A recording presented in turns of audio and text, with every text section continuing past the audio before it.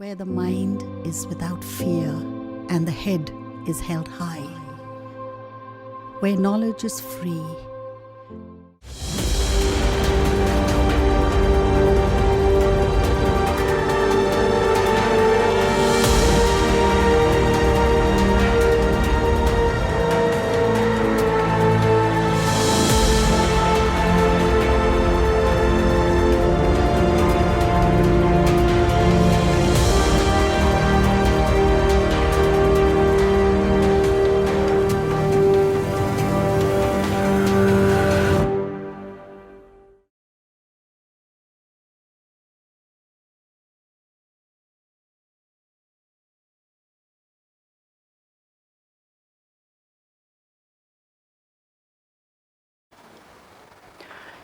স্নেহের ছাত্রছাত্রীরা, আশা করি এই করোনা আবহে তোমরা সবাই ভালো আছো, সুস্থ আছো।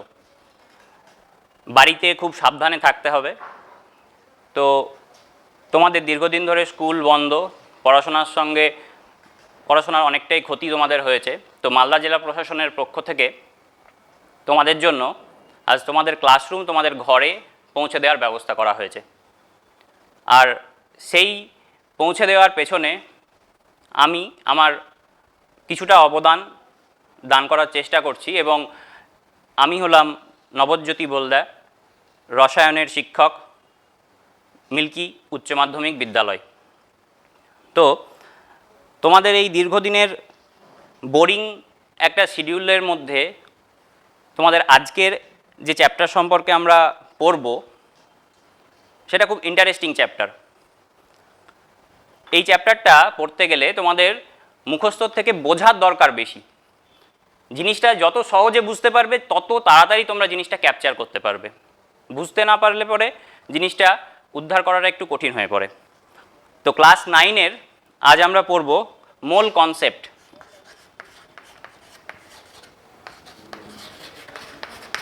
বা মোলের ধারণা।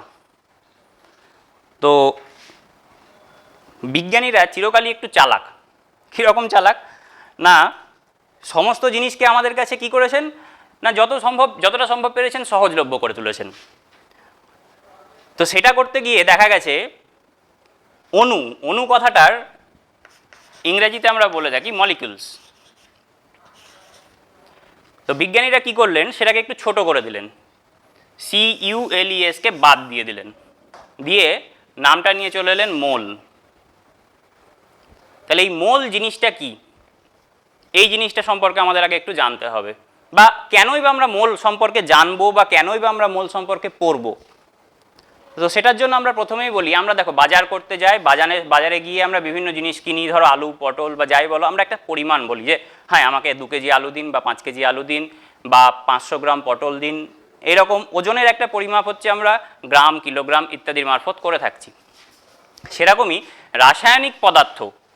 রাসায়নিক পদার্থের পরিমাপ করার জন্য রসায়নবিদরা এই মোল সম্পর্কে ধারণাটা আনেন বা মোলের ধারণাটা আনেন।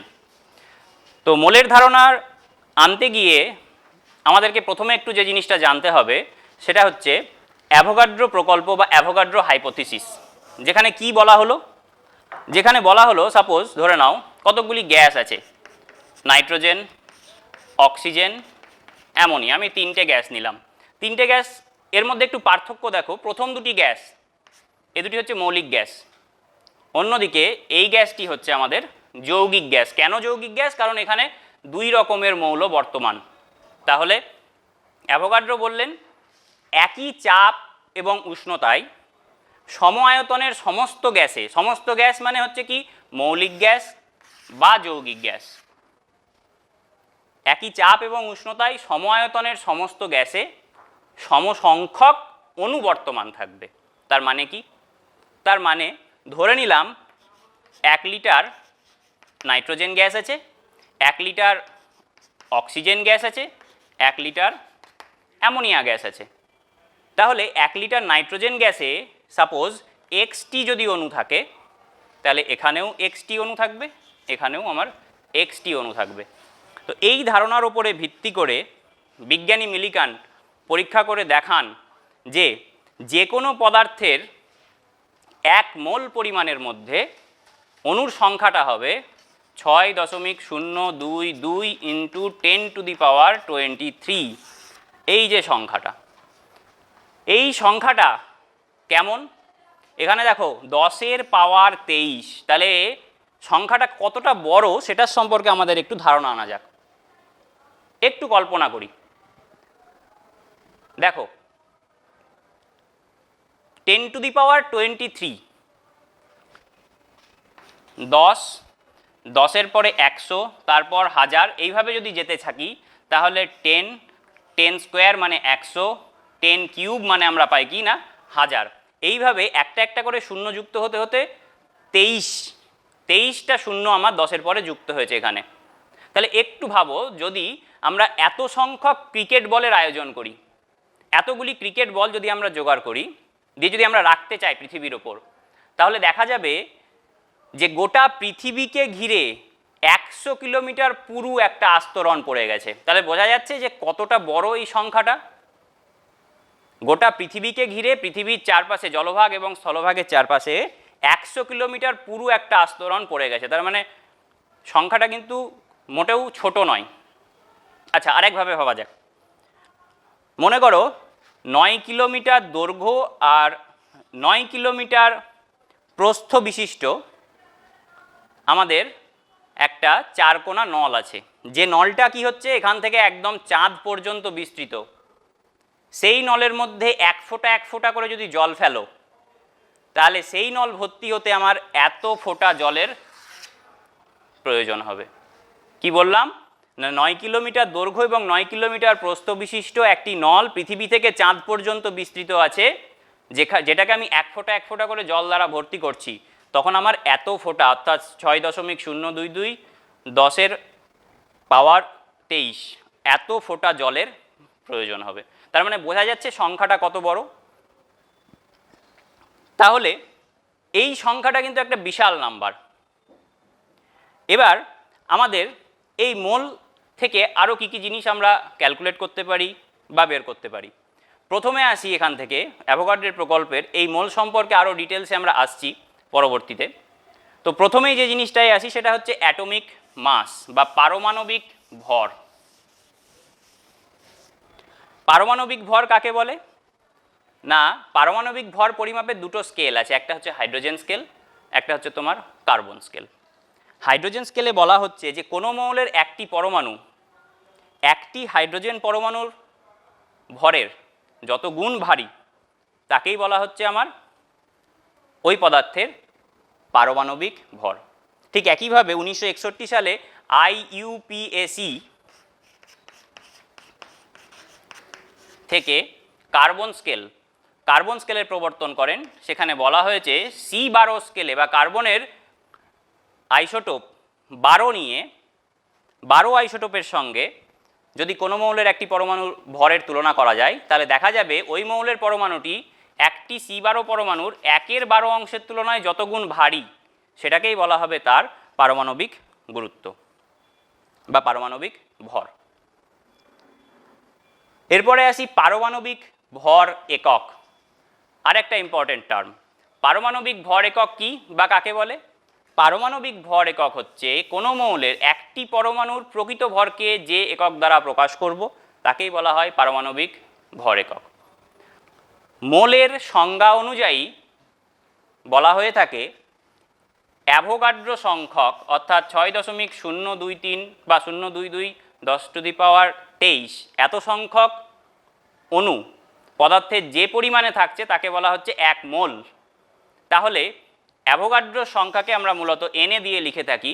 এনে সংখ্যক অণু পদার্থের কত পরিমাণে থাকবে, ওই পদার্থের পারমাণবিক গুরুত্ব যত হবে বা আণবিক গুরুত্ব যত হবে সেই পরিমাণে থাকবে। তাহলে এখানে কার্বনের জন্য যদি আমরা কনসিডার করি, তাহলে এত সংখ্যক অণু থাকবে 12 গ্রাম কার্বনে। তাহলে একটি অণু কততে থাকবে? একটি থাকবে 12/Na, এত গ্রাম কার্বনে। এবার অ্যাটমিক মাস ইউনিট কি বলছে? তাহলে একটি কার্বন পরমাণুর ভর এটা পেলাম। অ্যাটমিক মাস ইউনিটের সংজ্ঞা বলা হচ্ছে বা AMU সংজ্ঞা বলা হচ্ছে এই ভরটা কার্বনের 1/12 অংশের তুলনায় যত গুণ, অর্থাৎ 1/12 into Na by 12/Na equals to 1/Na, অর্থাৎ 1/6.022 ইন্টু 10⁻23। তাহলে এর মানটা কত হবে না, এর মানটা হবে 1.6605 ইন্টু 10⁻24। তাহলে এটাকে বলা হচ্ছে তোমার অ্যাটমিক মাস ইউনিট। তাহলে যেহেতু এটা মাস, তাহলে এটাকে আমরা একটা একক দিতে হবে, এটাকে আমরা গ্রাম দিয়ে লিখতে পারি বা গ্রাম দিয়ে লিখে থাকি। তাহলে যে কোনো একটা মৌল বা যৌগ যদি আমরা ধরে থাকি, তাহলে তার ক্ষেত্রে আমার অ্যাটমিক মাস ইউনিট কত হবে না, যদি বলা হয় নাইট্রোজেন n পরমাণু, তাহলে n পরমাণুর ক্ষেত্রে অ্যাটমিক মাস ইউনিটের পরিমাণ কত হবে না, n পরমাণুর ক্ষেত্রে অ্যাটমিক মাস ইউনিট হবে 14 ইন্টু 1.6605 10⁻24। এটা হবে নাইট্রোজেন পরমাণুর ক্ষেত্রে অ্যাটমিক মাস ইউনিট, এত গ্রাম। তাহলে আমরা দেখতে পাচ্ছি নাইট্রোজেনের mu ভর যদি আমরা ক্যালকুলেট করতে যাই, তাহলে নাইট্রোজেন পরমাণুর প্রকৃত ভর 14 ইন্টু দিস ওয়ান। 14টা কি, 14টা হচ্ছে নাইট্রোজেনের অ্যাটমিক ওয়েট।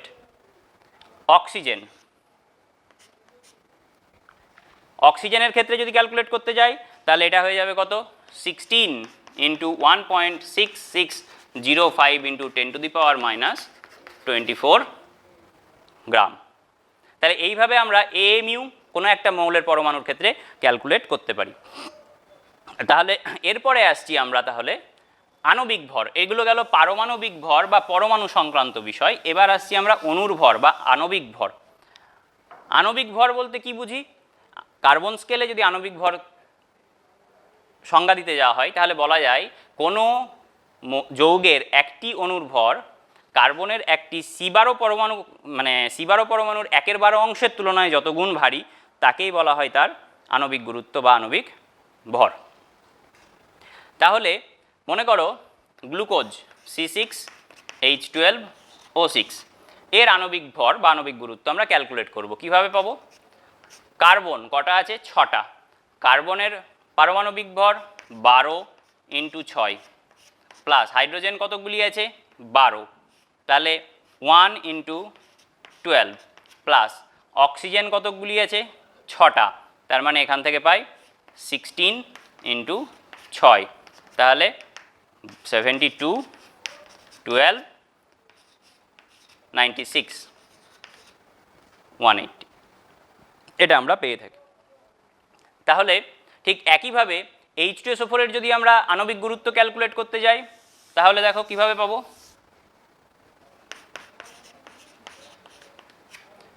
হাইড্রোজেন 2 ইন্টু 1 মানে 2, সালফার 32, অক্সিজেন 4 ইন্টু 16 64, তার মানে 98। তাহলে এইভাবে আণবিক গুরুত্ব বা আণবিক ভর আমরা ক্যালকুলেট করে থাকি। এবার আসছি গ্রাম আণবিক ভর। তো এই যে আণবিক গুরুত্বটা পেলাম, এটার পাশে কেবল জি বা গ্রাম বসিয়ে দিলেই সেটাকে আমরা বলি গ্রাম আণবিক ভর। যেমন জল H2O এর আণবিক গুরুত্ব বা আণবিক ভর কত, 18, এটা আমরা জানি অলরেডি। তাহলে 18 পাশে যদি আমরা জি বসিয়ে দিই, তাহলেই যেটা পাবো, অর্থাৎ 18 গ্রাম জল মানেই বোঝানো হচ্ছে জলের গ্রাম আণবিক গুরুত্ব বা গ্রাম আণবিক ভর। এরপর আর একটা খুব ইম্পর্ট্যান্ট জিনিস, সংকেত ভর। সংকেত ভর জিনিসটা কি, সংকেত ভর কখন আমরা প্রয়োগ করি, খাদ্য লবণ সোডিয়াম ক্লোরাইড NaCl। তাহলে NaCl এর ক্ষেত্রে দেখতে আমাদের এরকম লাগছে, কিন্তু NaCl এর অ্যাকচুয়াল স্ট্রাকচারটা কেমন, NaCl এর অ্যাকচুয়াল স্ট্রাকচারটা বা 3 ডাইমেনশনাল স্ট্রাকচার যদি দেখি, তাহলে দেখা যাবে NaCl এর মধ্যে প্রত্যেকটা Na কে ঘিরে 6টা Cl, প্রত্যেকটা Cl কে ঘিরে 6টা Na বর্তমান, অর্থাৎ এটা একটা 3 ডাইমেনশনাল ফিগার। তো এই 3 ডাইমেনশনাল ফিগার থেকে আমরা দেখতে পাই Na এবং Cl এদের আনুপাতিক রেশিও যদি করা হয়, তাহলে 6:6 একটা ক্লাস NaCl গঠন করে। তাহলে 6:6 বলতে গেলে আমরা এখান থেকে পাই 1:1। তাহলে এই 1:1 এ একটা Na আর একটা Cl নিয়ে NaCl এর ফর্মুলা গঠন করা হয়। তাহলে NaCl অ্যাকচুয়ালি NaCl আকারে এক্সিস্ট করে না। NaCl কিভাবে এক্সিস্ট করে, NaCl এক্সিস্ট করে as a crystal, as a কেলাস আকারে অবস্থান করে, যেটা কিউবিক্যাল বা ঘনকাকার কেলাস মূলত হয়ে থাকে। তাহলে এই যে NaCl এর কেলাস, এই NaCl এর কেলাস থেকে শুধুমাত্র NaCl-কেই আমরা বেছে নিলাম, মানে একটা Na একটা Cl পরমাণু দিয়ে এর ফর্মুলা গঠন করলাম। তাহলে এই ফর্মুলা থেকে আমরা এর আণবিক গুরুত্ব বের করব, সেই জন্য এটাকে বলা হয়ে থাকে ফর্মুলা ওয়েট বা সংকেত ভর। তাহলে মলিকুলার ওয়েট আর ফর্মুলা ওয়েটের মধ্যে বেসিক ডিফারেন্সটা কোথায়? মলিকুলার ওয়েট আমাদের মূলত সেই সমস্ত পদার্থের ক্ষেত্রেই প্রযোজ্য, বা আণবিক গুরুত্ব সেই সমস্ত পদার্থের ক্ষেত্রেই প্রযোজ্য যাদের ক্ষেত্রে যাদের অ্যাকচুয়াল এক্সিস্টেন্স আছে, বা যাদের ক্ষেত্রে আমরা যে এক্সিস্টেন্সটা ফর্মুলায় লিখছি সেটাই পেয়ে থাকি। কিন্তু এদের ক্ষেত্রে এদের আনুপাতিক রেশিওটাকে ধরে নিয়ে একটা ফর্মুলা গঠন করা হচ্ছে, বা ফর্মুলা গঠন করা হয়, বা ফর্মুলা গঠন করা হয়ে থাকে, যে কারণে এটাকে বলা হচ্ছে আমার ফর্মুলা ওয়েট। তাহলে এখানে এর ফর্মুলা ওয়েট যদি ক্যালকুলেট করতে যাই, তাহলে 23 প্লাস 35.5 যোগ করলে 58.5, তাহলে এর ফর্মুলা ওয়েট কত হবে? 58.5 হবে। ক্লিয়ার? এবার আসছি গ্রাম সংকেত ভর। তাহলে এই যে 58.5, এটাকেই যদি আমরা গ্রামে কনভার্ট করি, তাহলে আমরা কি পাবো? এটার গ্রাম সংকেত ভর পাবো। অর্থাৎ যদি বলে NaCl এর গ্রাম সংকেত ভর কত, কিচ্ছু না, জাস্ট এর ফর্মুলা ওয়েট বের করে পাশে একটা গ্রাম বসিয়ে দিলাম, হয়ে গেল। এবার এই বেসিক জিনিসগুলো একটু আমাদের জানা দরকার ছিল, কারণ এই জিনিসগুলো না জানলে পর আমরা এখান থেকে কিন্তু ক্যালকুলেট করতে পারবো না মোল, বা মোলের সম্পর্কে বিভিন্ন মোল রিলেটেড যে সমস্ত নিউমেরিক্যালসগুলো আছে, সেই সমস্ত অঙ্কগুলো বা প্রবলেমগুলো বা ম্যাথামেটিক্সগুলো আমরা সলভ করতে পারবো না। সেইটাকে সলভ করার জন্য আমাদের এই বেসিক কনসেপ্টগুলো একটু দরকার ছিল, যে কিভাবে আমরা আণবিক গুরুত্ব, পারমাণবিক গুরুত্ব, এই সমস্ত জিনিসগুলি নির্ণয় করব। তো এরপরে আমরা আসছি মোল সম্পর্কে ধারণা। তাহলে মোলের যে বেসিক কনসেপ্ট, দেখো আমি বললাম 1 মোল অক্সিজেন পরমাণু, তাহলে জানবে কত হবে? অক্সিজেনের পারমাণবিক গুরুত্ব মানে 16। আমি বললাম 1 মোল O2, অনেক সময় এই পরমাণু কথাটা নাও থাকতে পারে, শুধু বলে দিতে পারে 1 মোল O, তাহলে আমাদের বুঝতে হবে কিন্তু ও পরমাণুই বোঝাচ্ছে। আর O2 এটা আণবিক আকারে আছে, তাহলে 1 মোল O2 ইকুয়াল টু আমরা বলবো এটা কত? 16 ইন্টু 2 মানে 32। এবার বললাম 1 মোল H2O, তাহলে 1 মোল জল মানে কত? জলের আণবিক গুরুত্ব মানে 18। এবার দেখো এর সঙ্গে আমরা অ্যাভোগাড্রো সংখ্যাকে রিলেশনে আনছি। কিভাবে আনবো? 1 মোল ও ইকুয়াল টু বলেছিলাম 16, তার মানে আমি বলতে পারি 16 গ্রাম ও পরমাণুর মধ্যে পরমাণুর সংখ্যা হবে অ্যাভোগাড্রো সংখ্যক। ঠিক একইভাবে 32 গ্রাম O2-তে O2 অণুর সংখ্যা হবে। এখানে ভালো করে খেয়াল করবে, এটার ক্ষেত্রে বলেছিলাম পরমাণু, এটার ক্ষেত্রে বললাম অণু। ঠিক একইভাবে 18 গ্রাম জলে অণুর সংখ্যা হবে অ্যাভোগাড্রো সংখ্যক। এবার দেখো 32 গ্রাম অক্সিজেনে অক্সিজেন পরমাণুর সংখ্যা, এবার দেখো একটা অক্সিজেনে অক্সিজেন কটা ছিল? 2টো, তাহলে অক্সিজেন পরমাণুর সংখ্যা, ও পরমাণু থাকবে কতগুলি? 2 ইন্টু Na। ঠিক একইভাবে 18 গ্রাম জলে Na সংখ্যক কী ছিল? অণু ছিল, তার মধ্যে হাইড্রোজেন কতগুলো ছিল? 2টো, অক্সিজেন ছিল একটা, তাহলে বলতে পারি 2 ইন্টু Na সংখ্যক H পরমাণু আছে, এবং Na সংখ্যক অক্সিজেন পরমাণু আছে। তাহলে 18 গ্রাম জলে অণুর সংখ্যা Na, 18 গ্রাম জলে H পরমাণুর সংখ্যা 2Na, 18 গ্রাম জলে অক্সিজেন পরমাণুর সংখ্যা Na, 18 গ্রাম জলে মোট পরমাণুর সংখ্যা 2Na plus Na equal to 3Na। আশা করি বোঝা গেছে। আর একটা উদাহরণ দিচ্ছি, কার্বন ডাইঅক্সাইড, যেটা খুব আসে পরীক্ষায়। জল আর কার্বন ডাইঅক্সাইডটাই তোমাদের বেশি আসে। কার্বন ডাইঅক্সাইড, কার্বন ডাইঅক্সাইডের মলিকুলার ওয়েট 12, 16 ইন্টু 2 মানে 32, মানে 44। তাহলে 44 গ্রাম CO2-তে অণুর সংখ্যা, অ্যাভোগাড্রো সংখ্যক, 44 গ্রাম CO2-তে সি পরমাণুর সংখ্যা, একটা সি আছে একটা CO2-তে, তাহলে এনএ সংখ্যকই আসবে। ঠিক একইভাবে 44 গ্রাম CO2-তে অক্সিজেন পরমাণুর সংখ্যা 2Na। তাহলে 44 গ্রাম CO2-তে মোট পরমাণুর সংখ্যা কত হবে? Na plus 2Na equals to 3Na। তার মানে অ্যাভোগাড্রো সংখ্যক অণু কোথায় থাকবে?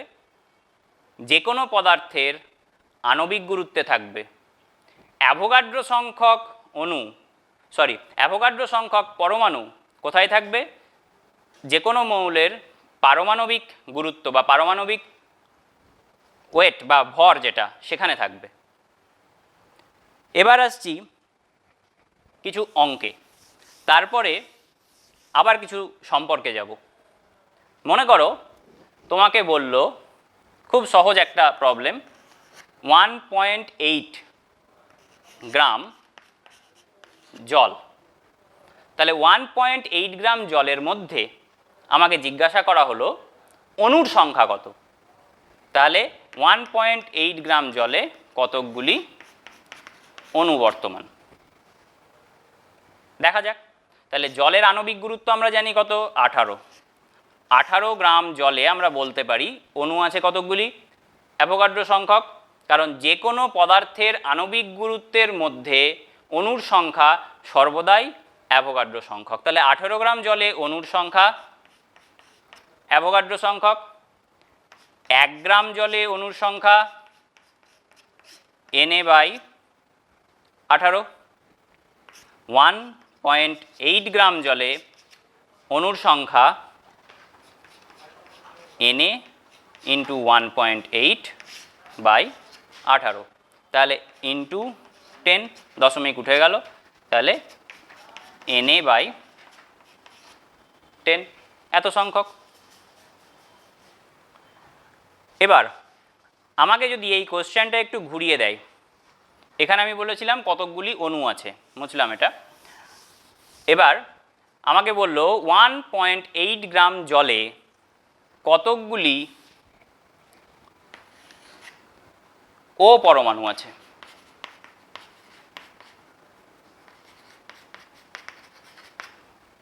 কতকগুলি ও পরমাণু আছে। তাহলে দেখো, একটা জলের মধ্যে আমি অক্সিজেন কটা দেখতে পাচ্ছি, একটাই। তাহলে 18 গ্রাম জল, 18 গ্রাম জলের মধ্যে অক্সিজেন পরমাণু কতগুলি থাকবে, অ্যাভোগাড্রো সংখ্যক। তাহলে 1 গ্রাম জলে কতগুলি থাকবে, Na/18। ঠিক একইভাবে 1.8 গ্রামের মধ্যে কত থাকবে, Na ইন্টু 1.8/18। তার মানে আলটিমেট এটাও হবে কত, Na/10। কিন্তু এইটাই যদি এবার অক্সিজেন পরমাণু না বলে তোমাকে এখানে দিয়ে দিল হাইড্রোজেন পরমাণুর সংখ্যা কত বা H পরমাণুর সংখ্যা কত, তখন দেখো একটি জলের অণুতে H আছে কটা, দুটি। তাহলে বলতে পারি 18 গ্রাম মানে আণবিক গুরুত্ব পরিমাণে H পরমাণুর সংখ্যা হবে কত, 2 ইন্টু Na। তাহলে 1 গ্রামে হবে 2Na/18, 1.8 গ্রামে হবে কত, এখানে 2 হয়ে যাবে। তাহলে 2 হলে এটা হয়ে যাবে 5, তাহলে এখান থেকে অ্যাকচুয়ালি আমরা পাবো Na/5। তাহলে 1.8 গ্রামে H পরমাণুর সংখ্যা হবে Na/5। এবার একটু মজার অঙ্ক করা যাক। তোমাকে বলল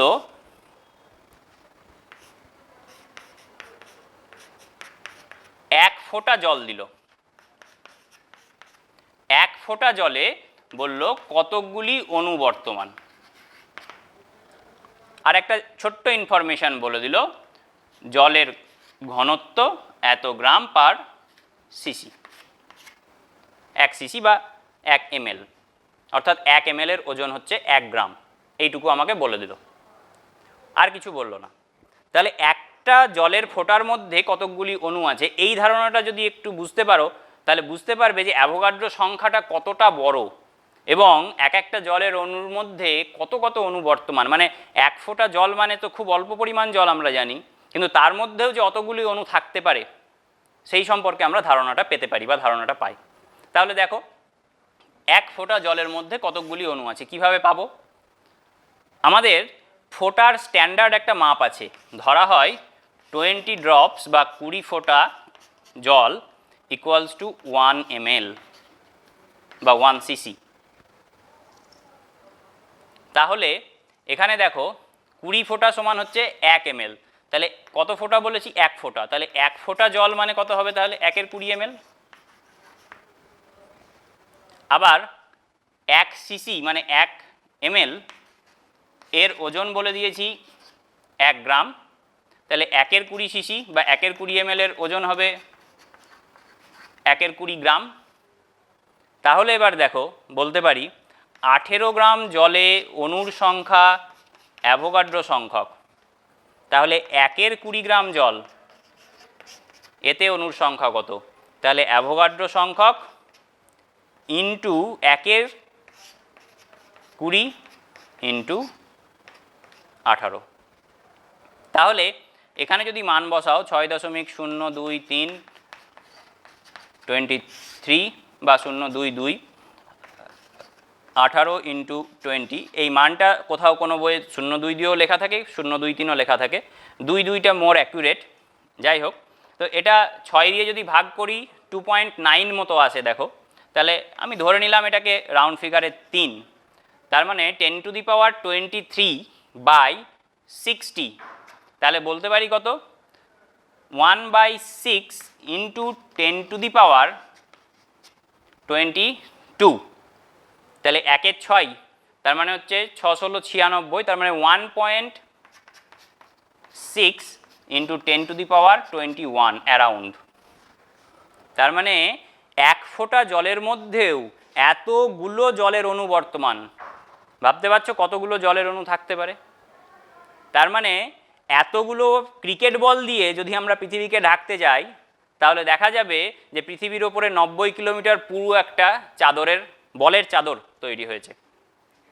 তার মানে ভাবা যাচ্ছে সংখ্যাটা কত বড়। তার মানে 1 ফোঁটা জল, যেটা আমরা খালি চোখে দেখতে পাই জাস্ট একটা পয়েন্ট বা বিন্দুর আকারে ছোট্ট একটা ফোঁটা, তার মধ্যে এতগুলি অণু বর্তমান। তার মানে অণু জিনিসটা কতটা ছোট। তোমরা অলরেডি নিচু ক্লাসে পড়েছো অণু খালি চোখে দেখতে পাই না। কেন দেখতে পাই না আশা করি এখান থেকে বুঝতে পারছো। আচ্ছা, তো এই গেল অণুর সম্পর্কে, অণুর সঙ্গে মোলের ধারণা সংখ্যার সঙ্গে। এবার একটু আসি আয়তন, ভলিউম,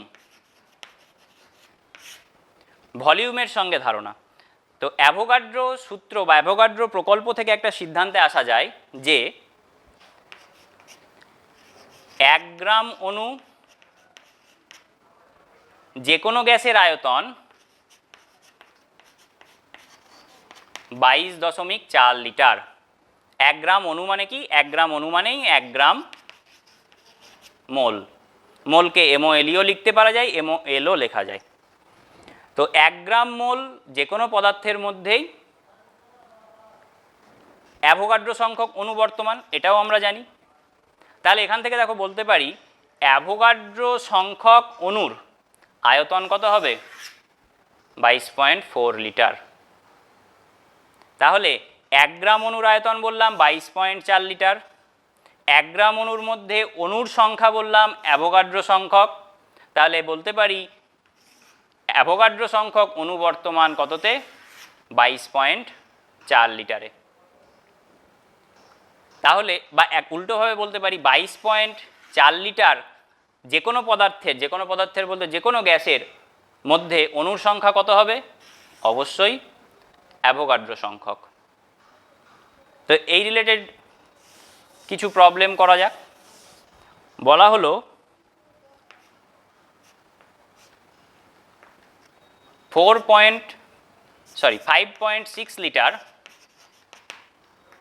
CO2, 5.6 লিটার CO2-তে কতকগুলি অণু আছে, কতকগুলি অণু আছে।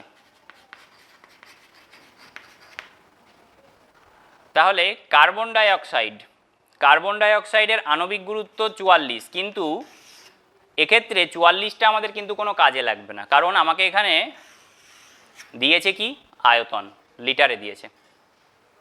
তাহলে এক্ষেত্রে দেখো 22.4 লিটার কার্বন ডাইঅক্সাইডে অনুবর্তমান কত, অ্যাভোগাড্রো সংখ্যক। তাহলে 1 লিটার আয়তনে অণু থাকবে কত, Na/22.4। তাহলে 5.6 লিটারে কত থাকবে, ইন্টু 5.6। তাহলে এটা দিয়ে কাটলে দেখো 4 দিয়ে চলে যায়, তার মানে Na/4। এক্ষেত্রে একটা ইনফরমেশান তোমাদের দেওয়া ভালো, যেটা পরীক্ষার সঙ্গে রিলেটেড। আলটিমেট তো আমাদের পরীক্ষাতে অঙ্কগুলো করতে হবে, শিখতে তো হবেই, তার সঙ্গে পরীক্ষাতেও অঙ্কগুলো করতে হবে। পরীক্ষাতে যদি এরকম ভাগ আসে, অনেক সময় দেখা যায় ছাত্রছাত্রীরা এই পর্যন্ত করে ভাগটা করতে গিয়ে ভুল করে ফেললো, এটা হয় অনেক সময়। এবং অনেক সময় দেখা যায় যে শেষের দিকে অঙ্কগুলো করতে গিয়ে তাড়াহুড়ো করে ভাগটা করতে গিয়ে ভুল করে ফেললো। সে সময় অনেক সময় কোনো এক্সামিনার নাম্বার কাটেন, বা কোনো সময় ইনস্ট্রাকশন থাকে নাম্বার কাটার, কোনো সময় থাকে যে না কাটতে হবে না, যেহেতু এইটুকু ঠিক করেছে। তো তোমরা যদি এই আকারেও রেখে দাও তাহলে কিন্তু কোনো ভুল নেই,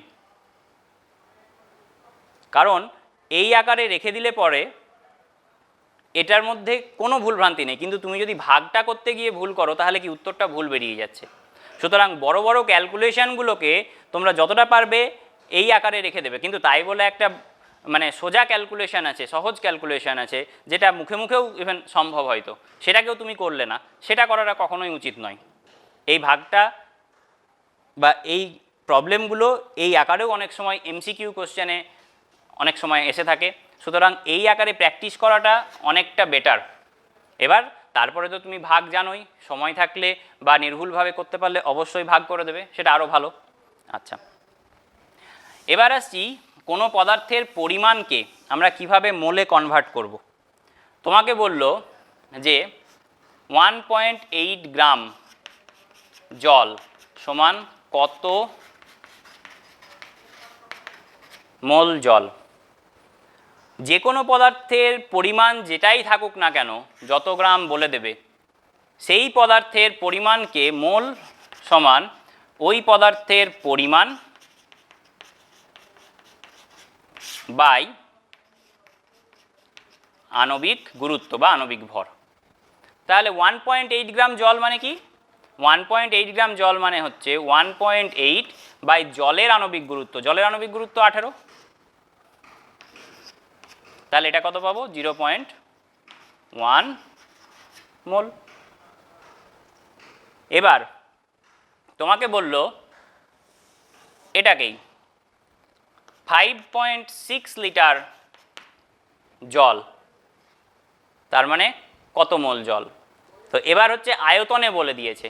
তাহলে আয়তনে বলে দিলে আমাদের কি করতে হবে, আয়তনে বলে দিলে যে আয়তনটা বলেছে তাকে ভাগ করব আমরা 22.4 লিটার দিয়ে। কেন ভাগ করব 22.4 লিটার দিয়ে, তার কারণ আমরা অলরেডি জানি 1 গ্রাম মোল যে কোনো পদার্থের, গ্যাসীয় পদার্থের আয়তন হয় 22.4 লিটার।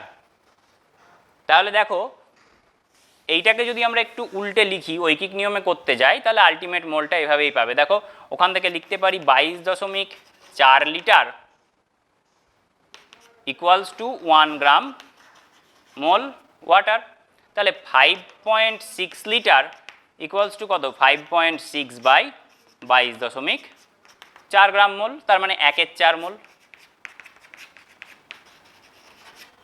এটা বলতে পারি। তাহলে আমরা কেবলমাত্র আয়তনটিকেই যদি 22.4 দিয়ে ভাগ করে দিই তাহলেই আমরা পেয়ে যাব ওই পদার্থের মোল। তাহলে ওজন থাকলে ওজন বাই ওই পদার্থের, যে পদার্থ দিয়েছে তার আণবিক গুরুত্ব, আয়তন থাকলে আয়তন বাই 22.4, তাহলেই আমরা পেয়ে যাচ্ছি ওই পদার্থের মোল। তো এই যে 22.4 লিটার আয়তন, এই 22.4 লিটার আয়তনটাকে বলা হয়ে থাকে আমাদের মোলার আয়তন।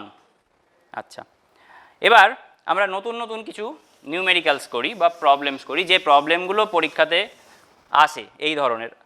প্রথমে যে উদাহরণগুলো বা যে প্রবলেমগুলো তোমাদের দেখানো হলো সেগুলো অনেক সহজ সহজ ছিল বা অনেক সোজা ছিল।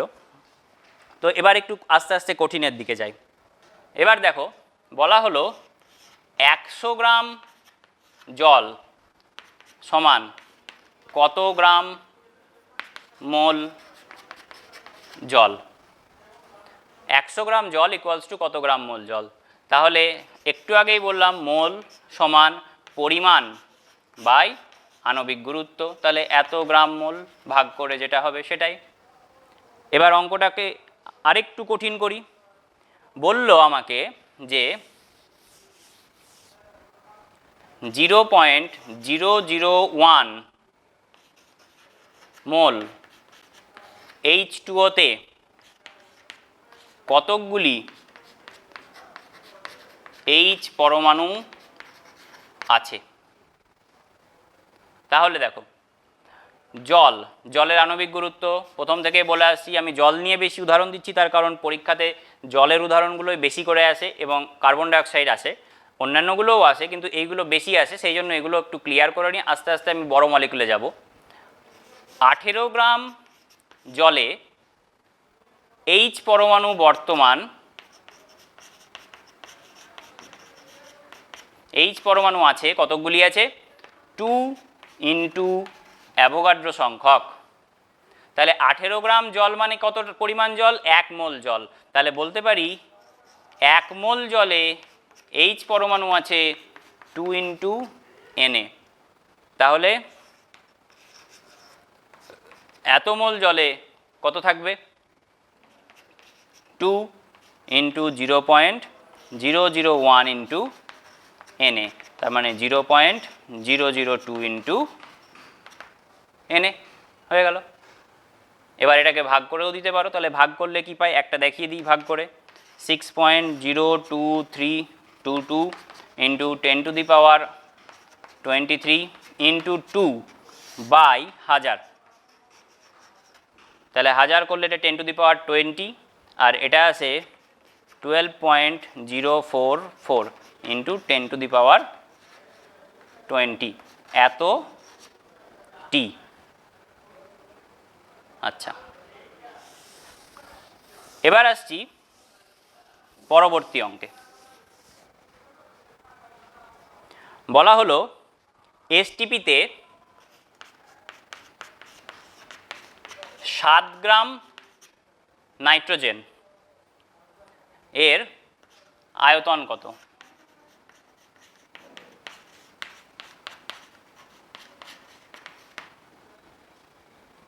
তাহলে 7 গ্রাম নাইট্রোজেন N2 বলে দিয়েছে আমাকে। N2 মানে হচ্ছে 28 গ্রাম। তাহলে 28 গ্রাম নাইট্রোজেনের আয়তন কত হবে? 22.4 লিটার। কেন হলো? আমরা জানি একটু আগেই বলা হয়েছে 1 গ্রাম অণু যে কোনো গ্যাসের আয়তন এসটিপিতে হয় 22.4 লিটার। তাহলে 1 গ্রাম অণু নাইট্রোজেন মানে কত? 1 গ্রাম অণু মানে 1 গ্রাম মোল। 1 গ্রাম মোলের আয়তন হচ্ছে 28 গ্রাম নাইট্রোজেনের আণবিক গুরুত্ব। তাহলে 28 গ্রাম নাইট্রোজেনের আয়তন হচ্ছে কত? 22.4 লিটার। তাহলে 7 গ্রাম নাইট্রোজেনের আয়তন কত হবে? 22.4 ইন্টু 7 বাই 28। তাহলে 7 দিয়ে কাটলে হয় 4, এটাকে ভাগ করলে হয় 5.6 লিটার। তাহলে এটা গেল একটা আয়তন সংক্রান্ত গণনা। এবার আসি আরেকটু কঠিন অঙ্কে, এটা মুছি। বলল 196 গ্রাম H2SO4, 196 গ্রাম H2SO4 এর মধ্যে 1 নম্বর কোশ্চেন দিল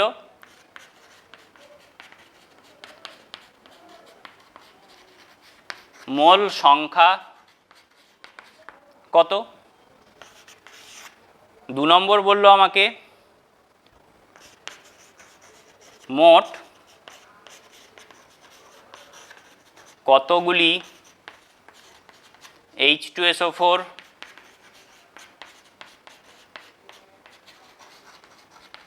অণু বর্তমান, আর 3 নম্বর বলল মোট পরমাণুর সংখ্যা কত, আর আরও একটা বলল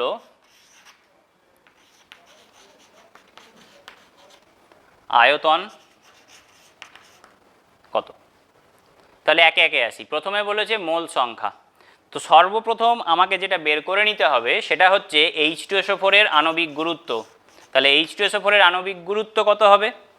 হাইড্রোজেন 2, সালফার 32, অক্সিজেন 4টে আছে 4 16 64, যোগ করলে হবে 98। তাহলে 98 গ্রাম H2SO4 ইকুয়ালস টু আমি কী কী ইনফরমেশান পাই বা কী কী ইনফরমেশান দিতে পারি বা বলতে পারি। দেখো 98 গ্রাম H2SO4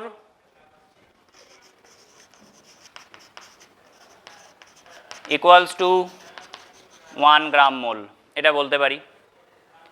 এই পরিমাণ H2SO4 এরই আয়তন আমরা বলতে পারি 22.4 লিটার, এটা বলতে পারি।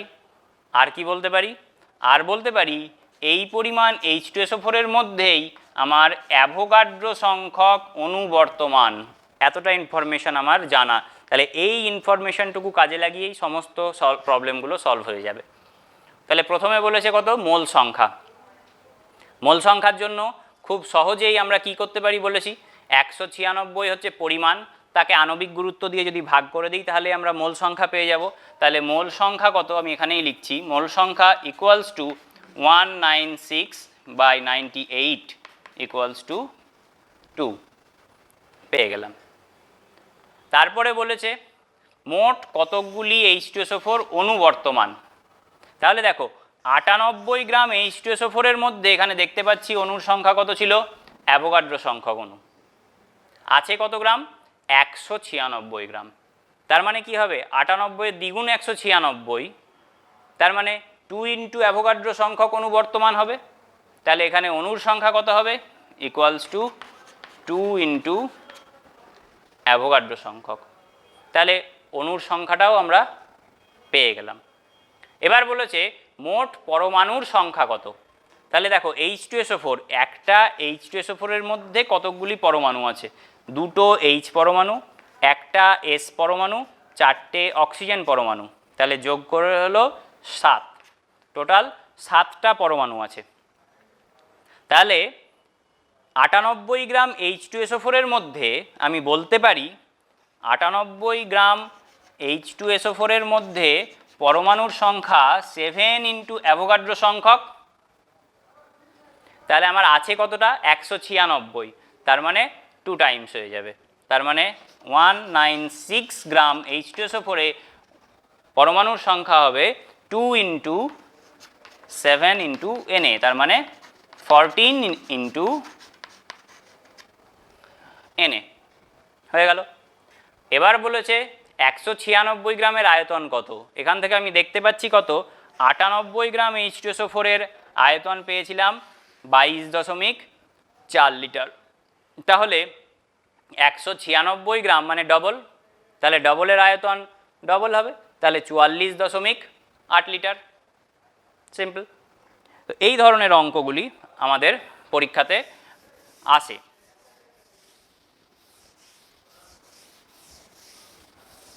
আচ্ছা, তাহলে একটু চ্যাপ্টারটা প্রথম থেকে রিপিট করা যাক, আমরা কি কি শিখছি।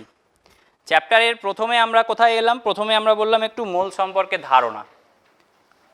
মোল সম্পর্কে যখন ধারণা দিতে গেলাম তখন আমরা প্রথমে আমাদেরকে যে জিনিসটা শিখতে হবে, জানতে হবে বা বুঝতে হবে, মোল সংখ্যাটা কতটা বড়। মোল সংখ্যাটা বড় তুমি যতটা ইমাজিন করতে পারবে তত সহজে জিনিসগুলো বুঝতে পারবে। এই চ্যাপ্টারটা কিন্তু খুব ইম্পর্টেন্ট, কারণ এইখানে অনেক বেসিক বা অনেক ফান্ডামেন্টাল জিনিস তোমাদের লুকিয়ে আছে। তো মোল সংখ্যাটা বৃহত্তর বোঝাতে গিয়ে আমরা একটা খুব ছোট্ট উদাহরণ দিলাম। কীরকম উদাহরণ দিলাম? বললাম যে 9 কিলোমিটার দৈর্ঘ্য এবং 9 কিলোমিটার প্রস্থ বিশিষ্ট একটা পাইপ যদি আমরা এখান থেকে চাঁদ পর্যন্ত সেট করি, তাহলে সেটাকে ভর্তি করতে, জল দ্বারা ভর্তি করতে আমার অ্যাভোগাড্রো সংখ্যক জলের ফোঁটার প্রয়োজন হয়। এতটা বড় হচ্ছে আমাদের মোল সংখ্যাটা। তাহলে এই মোল সংখ্যার ধারণা কে দেন? মিলিগান, বিজ্ঞানী মিলিগান আমাদের মোল সংখ্যা সম্পর্কে ধারণা দেন। পরবর্তীতে অ্যাভোগাড্রো প্রকল্প বা অ্যাভোগাড্রো সূত্র প্রতিষ্ঠিত হয়। সেখানে বলা হয় 1 গ্রাম অণু বা 1 মোল যে কোনো পদার্থের মধ্যেই আমার অ্যাভোগাড্রো সংখ্যক অণু বর্তমান। এবার যে কোনো পদার্থ বলতে এখানে কোন পদার্থের কথা বলা হয়েছে? মূলত গ্যাসীয় পদার্থের কথা বলা হয়েছে। আর আরও একটা কন্ডিশন আছে অবশ্যই, সেটা হচ্ছে কখন অ্যাট এসটিপি, অর্থাৎ এসটিপিতে standard temperature and pressure maintain করলে তখনই আমরা তার মধ্যে অ্যাভোগাড্রো সংখ্যক অণু পাব। তো 1 গ্রাম মোল পরিমাণ যে কোনো পদার্থের আয়তন আবার আমরা পড়লাম 22.4 লিটার, যাকে বলা হয় মোলার আয়তন। আবার 1 গ্রাম অণু যে কোনো পদার্থ মানেই বোঝায় ওই পদার্থের আণবিক গুরুত্ব। এবার এখান থেকে একটু আসি সরে গ্রাম পরমাণুতে বা গ্রাম অ্যাটমিক ওয়েট। 1 গ্রাম অ্যাটমিক ওয়েট মানে কি? গ্রাম অ্যাটমিক ওয়েট মানে বোঝাচ্ছে ওই পদার্থের পারমাণবিক গুরুত্ব পরিমাণ। তাহলে পারমাণবিক গুরুত্বের সংজ্ঞা কি? পারমাণবিক গুরুত্বের সংজ্ঞা হচ্ছে কোনো পদার্থের যে পরিমাণ হাইড্রোজেনের, যদি হাইড্রোজেন স্কেল ধরেই বলি, হাইড্রোজেনের একটি পরমাণুর 1 অংশের তুলনায় যত গুণ ভারী, বা কার্বন স্কেলে বললে কোনো পদার্থের একটি পরমাণু একটি কার্বন পরমাণুর 1/12 অংশের তুলনায় যত গুণ ভারী, তাকে বলা হচ্ছে তাদের পারমাণবিক গুরুত্ব। ঠিক একইভাবে আণবিক গুরুত্বের সংজ্ঞা যদি বলতে যাই, তাহলে আণবিক গুরুত্ব কাকে বলে? কোনো যৌগের একটি অণু একটি কার্বন পরমাণুর 1/12 অংশের তুলনায় যত গুণ ভারী। তারপরে এলাম কি? তারপরে এলাম অ্যাটমিক মাস ইউনিট। কোনো এক পদার্থের বা কোনো মৌলের একটি পরমাণুর প্রকৃত ভর, এই কথাটা খুব ইম্পর্ট্যান্ট। একটি পরমাণুর প্রকৃত ভরকে যে একক দ্বারা আমরা বোঝাই তাকেই বলা হয়ে থাকে অ্যাটমিক মাস ইউনিট। এবং অ্যাটমিক মাস ইউনিটের মান 1.6605 × 10⁻⁻24 গ্রাম। তারপর মোলার আয়তনের সঙ্গে আমরা সম্পর্ক দেখলাম। মোলার আয়তনের সঙ্গে কি সম্পর্ক দেখলাম? যে 1 গ্রাম অণু বা 1 গ্রাম মোল যে কোনো পদার্থ যার আয়তন হবে কত? 22.4 লিটার, তার মধ্যেও অ্যাভোগাড্রো সংখ্যক অণু বর্তমান। আবার 1 গ্রাম অণু বা 1 গ্রাম মোল পদার্থের মধ্যেও অ্যাভোগাড্রো সংখ্যক অণু বর্তমান। তাহলে এক্ষেত্রে একটা ছোট্ট কথা আমি ছেড়ে গেছি, দেখো, বাংলায় যদি লিখি আমরা গ্রাম অণু, এটাকেই আমরা ইংরেজিতে কিন্তু বলছি 1 গ্রাম মলিকিউল। তাহলে এখানে এই মলিকিউলটাকে যদি বাদ দিয়ে দিই, তাহলে এই 1 গ্রাম অণু সমান আমরা কি পেয়ে যাই? 1 গ্রাম মোল। তার মানে কি 1 গ্রাম অণু মানেই হচ্ছে আমাদের 1 গ্রাম মোল। তাহলে 1 গ্রাম অণু বা 1 গ্রাম মোল যে কোনো পদার্থের মধ্যে অ্যাভোগাড্রো সংখ্যক অণু বর্তমান। ছোট্ট উদাহরণ দিই, অ্যামোনিয়া মানে 17 আণবিক গুরুত্ব। তাহলে 17 গ্রাম অ্যামোনিয়ার আয়তন যদি কত বলে? 22.4 লিটার। 18 গ্রাম জল আয়তন কত? 22.4 লিটার। 17 গ্রাম অ্যামোনিয়ায় অণুর সংখ্যা অ্যাভোগাড্রো সংখ্যক অণু, 18 গ্রাম জলে অণুর সংখ্যা অ্যাভোগাড্রো সংখ্যক অণু, 44 গ্রাম কার্বন ডাইঅক্সাইডে অণুর সংখ্যা অ্যাভোগাড্রো সংখ্যক অণু, 44 গ্রাম কার্বন ডাইঅক্সাইডের আয়তন 22.4 লিটার। তার মানে যে কোনো পদার্থের আণবিক গুরুত্ব নির্ণয় করতে পারলেই আমরা তার আয়তন পেয়ে যাব, ওই পরিমাণের আয়তন পেয়ে যাব। আণবিক গুরুত্ব নির্ণয় করতে পারলে ওই পরিমাণের মধ্যে আমরা অণুর সংখ্যা নির্ণয় করতে পারবো। এবার একটা অণুর মধ্যে, একটি যৌগিক অণু বা মৌলিক অণুর মধ্যে কতকগুলি পরমাণু আছে সেটার উপরে ডিপেন্ড করবে আমার ওই পদার্থে কতকগুলি পরমাণু আছে। তাহলে যেমন জলের একটি অণুর মধ্যে 2টো হাইড্রোজেন 1টা অক্সিজেন পাচ্ছি। তাহলে মোট পরমাণুর সংখ্যা কত? 3। তাহলে 1 গ্রাম অণু জল মানে 18 গ্রাম জলের মধ্যে তোমরা 3 ইন্টু অ্যাভোগাড্রো সংখ্যক পরমাণু পাবে, যার মধ্যে 2 ইন্টু অ্যাভোগাড্রো সংখ্যক হচ্ছে হাইড্রোজেন পরমাণু আর অ্যাভোগাড্রো সংখ্যক হচ্ছে অক্সিজেন পরমাণু। তো এই চ্যাপ্টারটার বেশিরভাগ জিনিসই হচ্ছে কনসেপচুয়াল। কয়েকটা সংজ্ঞা আছে যেগুলো একটু মনে রাখতে হয়, কিছু সম্পর্ক আছে যেগুলো একটু মনে রাখতে হয়, কিন্তু জিনিসটা যদি একবার বুঝতে পারো বা মাথায় ঢোকাতে পারো তাহলে আমার মনে হয় না যে কোনো রকম কোনো সমস্যা হবে। কারণ জিনিসটা যদি মুখস্থ করে করতে যাও তাহলে কিন্তু এটা কমপ্লিট করতে তোমার অনেকটাই কষ্ট হবে। এবং সত্যি কথা বলতে এই চ্যাপ্টারের ওপর ভ্যারাইটিস টাইপের কোশ্চেন হয়, আনলিমিটেড কোশ্চেন হতে পারে, যার কোনো লিমিটেশন নেই। সুতরাং যতটা তুমি সহজভাবে পড়বে ততটাই জিনিসটা তুমি বুঝতে পারবে। একটা মজার উদাহরণ দিই, দেখো চিনি আমরা রোজই খাই সকালে, তো মনে করো এটার সাহায্যেও তোমরা বুঝতে পারবে যে অ্যাভোগাড্রো সংখ্যাটা কত বড়। একটা দানা চিনির একটা দানা, তো ওই চিনির একটা দানার মধ্যে কতকগুলো অণু বর্তমান। তাহলে চিনিকে সাধারণত সংকেত লেখা হয় C12H22O11, মলিকুলার ওয়েট যদি ক্যালকুলেট করতে যাই 342 আসবে। তাহলে এখান থেকে দেখো এক দানা চিনি মানে হচ্ছে তোমার ধরে নিলাম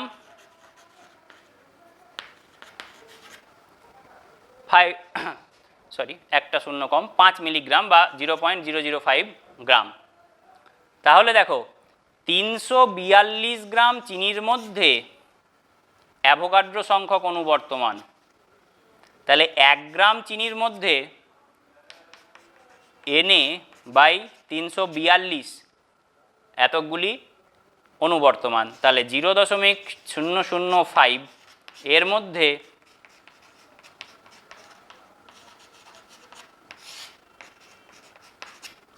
এতটি অণু বর্তমান। তাহলে দেখো এটাকে যদি ভাগ করি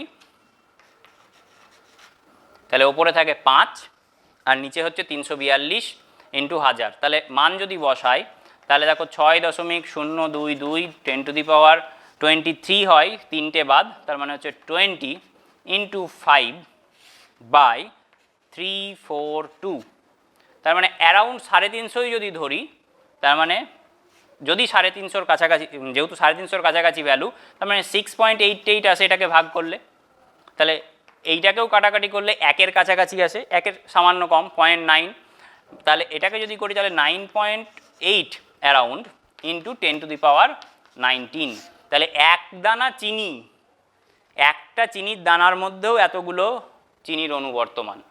তার মানে অঙ্ক কিন্তু বিভিন্নভাবে এখান থেকে দিতে পারে পরীক্ষাতে। সুতরাং এর ভ্যারাইটি বা ইয়ার টু ইয়ার যদি কোশ্চেন দেখো, দেখবে যে কোশ্চেনের রিপিটেশন খুব কম। বিভিন্ন রকমের কোশ্চেন বিভিন্নভাবে এই চ্যাপ্টার থেকে তোমাদের আসতে পারে। সুতরাং এই চ্যাপ্টারটা গুরুত্বের সঙ্গে পড়তে হবে তোমাদের এবং চ্যাপ্টারটাকে ভালোভাবে বুঝতে হবে। ধন্যবাদ।